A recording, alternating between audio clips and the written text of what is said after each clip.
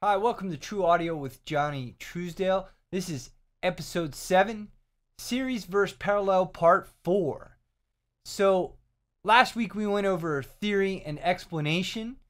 This week we're going to go over some stuff in the DAW. So, without further ado, here we go.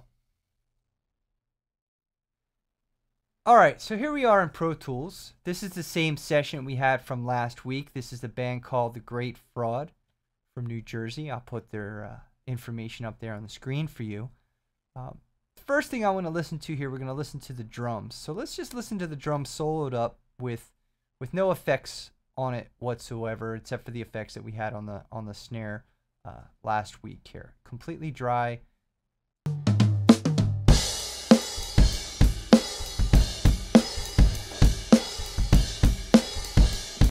Now you get an idea of what they sound like right there. So I'm going to send them all equal to the reverb. All equal right around here is our send. And everything will have the same amount of reverb send. We're sending right from this group, because this is a group in series to here, and this is a drum group. Okay, and then we're sending in parallel over to our reverb here. Okay, so we're sending from this to this. Okay, so here we go. This is all at the same, whatever level these are coming into the group is what level they'll get sent to the reverb. So here we go.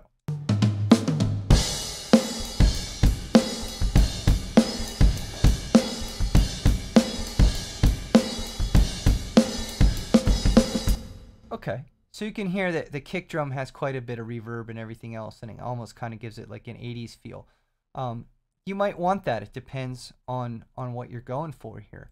So another way that we could actually do this is we could send it from a bunch of individual sends. So individual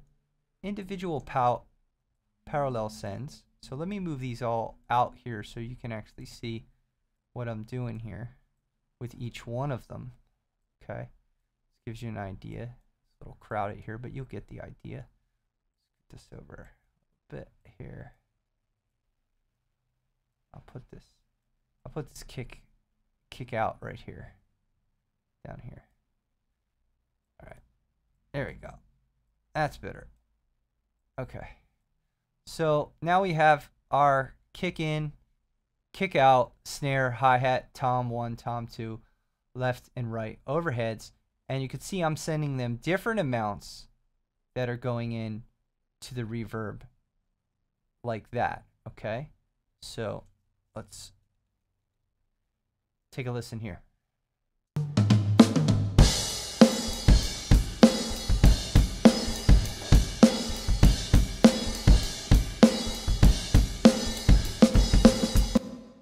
Now, did you notice that the kick drum didn't have as much reverb on it versus the other one?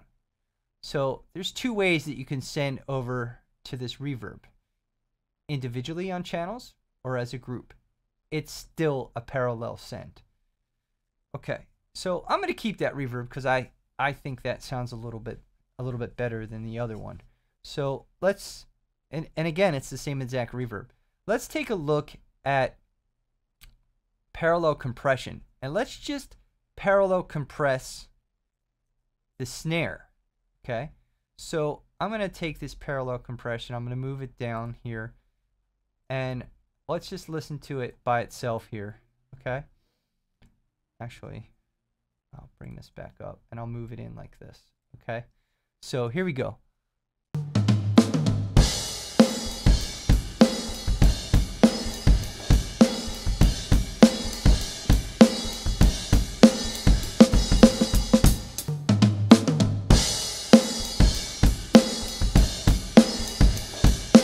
All right, let's listen to the snare by itself, just the compressed part of the snare and the parallel.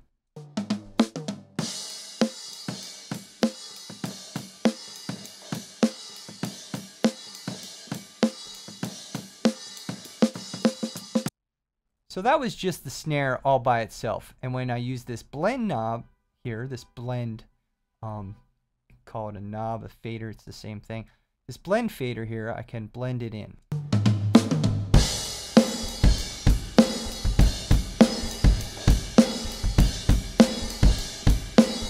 So if I need a little bit more snap to that snare, it gives me a little bit more dry signal. So that's parallel compression on just the snare. It's a really good trick that you could use. So let's take out parallel compression on an entire mix here. So I'm sending the entire drum group over to this compressor. This is just a normal BF76 after an 1176 a Universal Audio 1176 compressor. This is a stock Pro Tools plugin. It's nothing special. Okay, here we go again.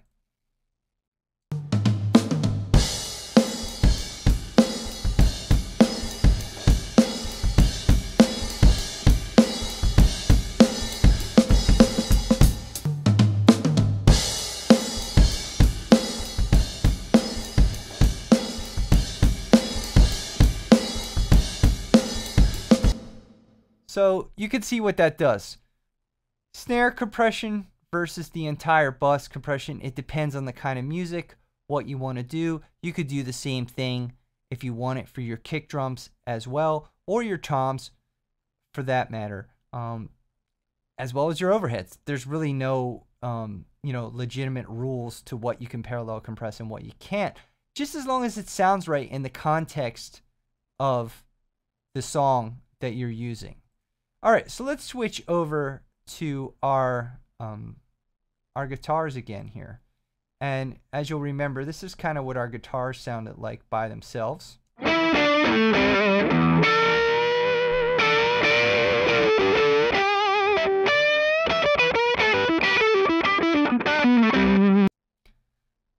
So here we have a mod delay, and on our mod delay, we want it 100% wet, okay? So 100% wet on your parallel effects, okay? This is the same thing with the deverb. You want 100% wet. Always put it on 100% wet and adjust your levels sending and your levels returning, okay?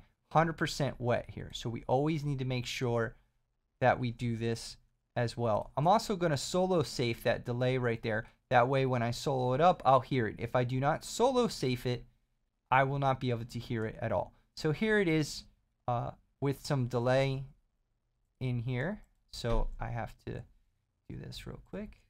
And let me bring these up. And this is going to be probably quite a bit, but we can adjust the levels. Here we go.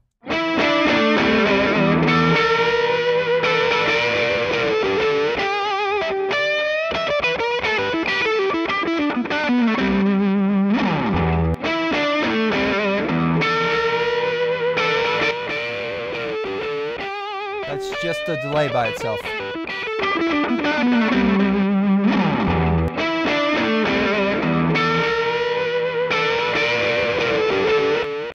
We use this to adjust the taste. You could use this if you want as well. It's going to give you a little bit of a different sound if you adjust from here versus if you adjust from here. So that's all I have for this week. I hope this is very helpful, and I'll see you next week.